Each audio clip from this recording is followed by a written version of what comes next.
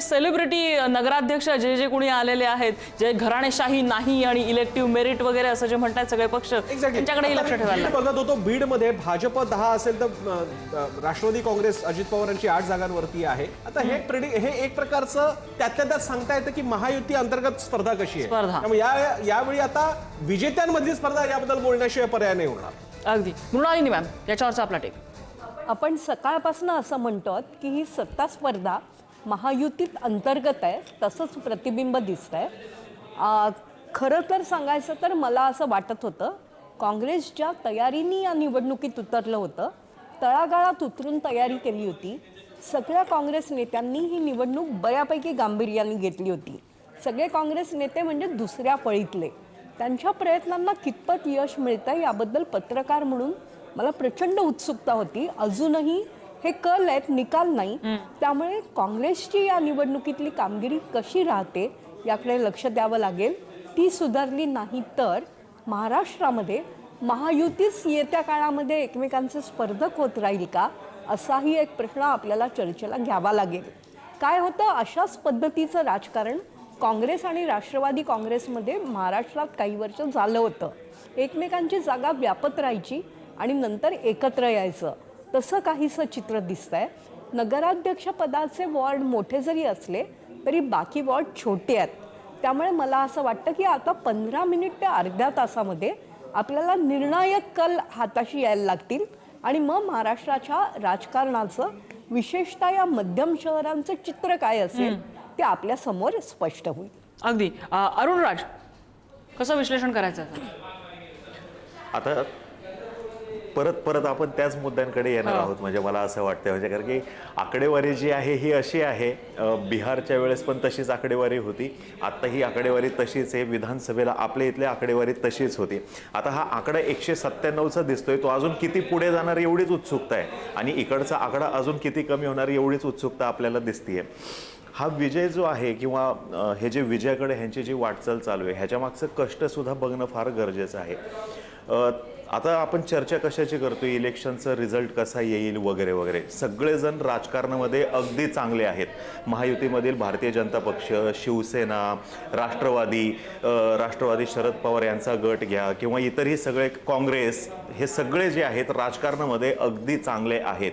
पण हे जे जिंकताना दिसत आहेत निवडणुका, ते त्यांच्यापेक्षा अजून चांगले ह्याच्यासाठी आहेत कारण की त्यांना मॅनेजमेंट जमलेलं आहे ह्या इलेक्शन कशा करायच्या ह्या संदर्भातलं, आणि त्याच्यामध्ये आजच्या दिवशी त्यांचा हात कोणी धरू शकत नाहीये. अगदी मायक्रो लेवलवरती जाऊन त्यांचं मॅनेजमेंट दिसतंय.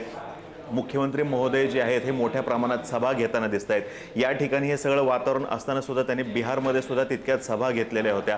अगदी त्याच पद्धतीने उपमुख्यमंत्री जे आहेत एकनाथ शिंदे यांनी सुद्धा मोठ्या प्रमाणात सभा घेतल्या. म्हणजे सत्ता आहे तर आपल्याला हे सगळं करायची गरज नाही या मानसिकतेमध्ये ते बिलकुल नाही आहेत. उलट जास्तीत जास्त अजून सत्ता कशी मिळवता येईल आणि प्रत्येक आपला जो शेवटचा कार्यकर्ता जो आहे त्याला आपल्याला ताकद कशी देता येईल याच्यासाठी हे सगळे मोठे नेते जे आहेत महायुतीमध्ये हे आपल्याला तिथे जीवाचं रान करताना दिसतात. त्याच्या अगदी विरोधातली परिस्थिती आपल्याला इकडे दिसते. म्हणजे वारंवार आरोप बघा आपल्याला एकाच पद्धतीचे होताना दिसतात. हे असं झालं असेल, ते केलेलं आहे, त्यांनी ते केलेलं आहे, ते केलेलं आहे. पण मला असं वाटतं राजकारण हा जो एकूणच विषय आहे, हा छल, कपट, दंभ, परत चालाखी, चातुर्य आणि संधी कुठे मिळते, संधी योग्य कशी साधता येईल यासाठीचं कौशल्य आहे. आणि याच्यामध्ये महायुती ही निर्विवादपणे सगळ्यांपेक्षा पुढे आहे आणि हेच आपल्याला हे आकड्यामध्ये दिसतंय. नाही, आणि संधी कशी साधता येईल ह्याच्याबरोबर संधी कशी निर्माण करता येईल हाही एक राजकारणामधला मुद्दा आहे. आणि मला वाटतं सगळे चित्र क्रिएट. जयंत माइंडकरांकडे एक जाऊयात, एक राऊंड घेऊयात, त्यानंतर सगळे अपडेट्सकडे जाऊयात. माइंडकरजी, ताजे अपडेट्स साधारण दाखवत आहेत की जर का काही आता चर्चा करायची झाली तर महायुती अंतर्गत कोण कशाला एकमेकांना मात देते का ते बघावं लागेल. उदाहरणार्थ भगूरमध्ये शिवसेनेची सत्ता 25 वर्षानंतर अजित पवारांनी उलथवलेली आहे, आणि आणखी अशाच प्रकारच्या इतर गोष्टी. बीडमध्ये भाजपच्या खालोखाल राष्ट्रवादी आहे. तुम्ही याकडे कसं पाहताय?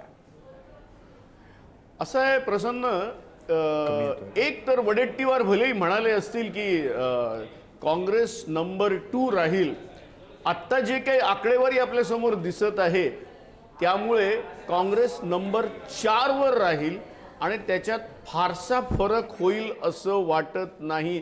याचं कारण पहिले 1, 2, 3 हे विधानसभा निवडणुकीपासून जे त्यांनी ठरवून घेतलेले आहेत ते आताही तसेच कायम आहे, पहिली गोष्ट. दुसरी गोष्ट, शरद पवार जे 85 वर्षाचे 1978 पासून पहिल्यांदा मुख्यमंत्री बनल्यापासून गेली 5 दशकं आपल्या नावाचा दबदबा ठेवणारे पवार, सध्या त्यांचा नंबर स्थानिक स्वराज्य संस्थेत 5वा की 6वा राहील एवढंच आता उरलेलं आहे. आणि हे अतिशय सिग्निफिकंट आहे. त्यांचं वय आणि सध्याची एकूण त्यांच्या पक्षाची झालेली 2 शकलं बघता. त्याचबरोबर तशाच प्रकारची शकलं ही शिवसेनेची झालेली आहेत. पण उद्धव ठाकरे सुद्धा मुंबई महापालिकेच्या बाहेर पाहायला तयार नाहीत. त्यांना इतर महाराष्ट्रातल्या नगरपंचायत वगैरे जायची गरज नाही. आणि त्याच्यामुळे या 2 पक्षात 5वा की 6वा कोण एवढं चाललेलं आहे. आणि भलेही काँग्रेस महाआघाडीमध्ये नंबर 1 राहील, भाजप महायुतीमध्ये नंबर 1 आहे. पोलरायझेशनची सुरुवात जर का पाहिली तर 2029च्या करता मला फक्त भाजप आणि काँग्रेस हेच महाराष्ट्रातले 2 पक्ष राहतील. आणि इतर जो सध्या 6 पक्षात विभागला गेलेला आहे त्याचं विलिनीकरण होण्याची शक्यता नाकारता येत नाही असं मला सध्या याच्यातनं दिसतंय. पण त्याचबरोबर एक फॅक्ट आहे की महायुतीनी हा राऊंड जिंकलेला आहे असं म्हणायला हरकत नाही. बरं, मी हनुमंत पवार यांच्याकडे येते. हनुमंत पवार, असं का होतं म्हणजे अरुणराज यांनी ज्याचा उल्लेख केलेला होता की आपल्या हातात सत्ता असून सुद्धा सत्ताधारी इतकं जीवाचं रान करताना दिसत आहेत, विरोधक आपण विरोधात असून सुद्धा एवढ्या ताकदीनं का दिसत नाहीत फील्डमध्ये? नाही, मी काँग्रेस पक्षाबद्दल तर अगदी खात्रीने आणि ठामपणे सांगतो, वस्तुनिष्ठपणे सांगतो की काँग्रेस पक्षाच्या जिल्हा तिथलं नेतृत्व जे आहे त्या नेत्यांनी ही निवडणूक अतिशय मेहनतीनं, कष्टानं आणि प्रतिष्ठेची करून लढलेली आहे. कोल्हापूरमध्ये आम्हाला त्याचे रिझल्ट दिसत आहेत. लातूरमध्ये अमित देशमुखांनी, कोल्हापूरमध्ये बंटी पाटलांनी, सांगलीमध्ये हनुमंत पवार, मला म्हणायचं असं की आता राज्यात सत्ता असताना सुद्धा राज्याचे मुख्यमंत्री प्रचारात उतरतात. आज तुमची राज्यात सत्ता नाहीये, आज तुमची देशात सत्ता नाहीये, तुमच्या पक्षातल्या केंद्रीय श्रेष्ठींनी यायला पाहिजे होतं प्रचारामध्ये. नम्रताजी हे हास्यास्पद आहे असं एक विश्लेषण केलं जातंय. त्याच्याबद्दल तुमचा केंद्रीय नेतृत्वाने यायचं म्हणजे तुम्ही नगरपालिका निवडणुकीमध्ये नरेंद्र मोदींना आणणार का, राहुल गांधींना या म्हणणार का? तो मुद्दा नाहीये. मुद्दा वेगळा मी सांगतो की काँग्रेस कुठं लढताना दिसत नाहीये हे जे नेरेटिव्ह सेट करण्याचा प्रयत्न होतोय तो खोटा आहे. देवेंद्र फडणवीसांनी राज्याच्या तिजोरीची धमकी देणं किंवा एकनाथ शिंदेनी हेलिकॉप्टर मधून पैशाच्या बॅगा नेणं किंवा अजित पवारांच्या माणसांनी डोक्यावर बंदुका ठेवून लोकांना माघार घ्यायला लावणं, ह्याला जर तुम्ही ते खूप ताकदीनं निवडणूक लढली असं सांगणार असाल तर माफ करा, तुमच्या सगळ्या विश्लेषकांच्या मताशी मी प्रामाणिकपणे सहमत असू शकत नाही. माझं म्हणणं असं आहे की काँग्रेस पक्षाच्या स्थानिक नेतृत्वाने, विजय वडेट्टीवार साहेबांनी चंद्रपूरमध्ये प्रतिष्ठेचीच केली निवडणूक, लातूरमध्ये अमित देशमुखांनी प्रतिष्ठेचीच केली, विजय वडेट्टीवार असतील, भंडारा गोंदियामध्ये नाना पटोले असतील, ही सगळी मंडळी त्या जिल्ह्यामध्ये प्राणपणाने लढत होते आणि त्याचेच रिझल्ट आम्हाला दिसत आहेत. आम्ही लढतोय, पुढे येतोय. पण निवडणूक कुठल्याही मार्गाने सरकारी यंत्रणेचा गैरवापर करून, पैशाचा गैरवापर करून, गुंडांचे उमेदवार बघा तुम्ही, महायुतीमधल्या 81 उमेदवारांवर 307 सारखे, 302 सारखे गंभीर गुन्हे असलेले नगराध्यक्ष पदाचे यांचे उमेदवार आहेत. विश्लेषकांनी याची पण चिरफाड करावी, याचं पण लोकांसमोर मांडावं. त्यामुळे ऐन कैन प्रकारे निवडणुका हातात घेऊन त्या आपल्या पूर्ण यंत्रणा ताब्यात घेऊन जर आम्ही लढणार असं सांगणार असाल आणि त्याच्या अगेन्स्ट काँग्रेस कुठे दिसत नाही असं म्हणत असाल तर साफ खोट आहे. विकासाच्या मुद्द्यावर, नागरी प्रश्नांच्या हनुमंत पवार, काही मुद्द्यावर थोडंसं थांबवते तुमचं विश्लेषण.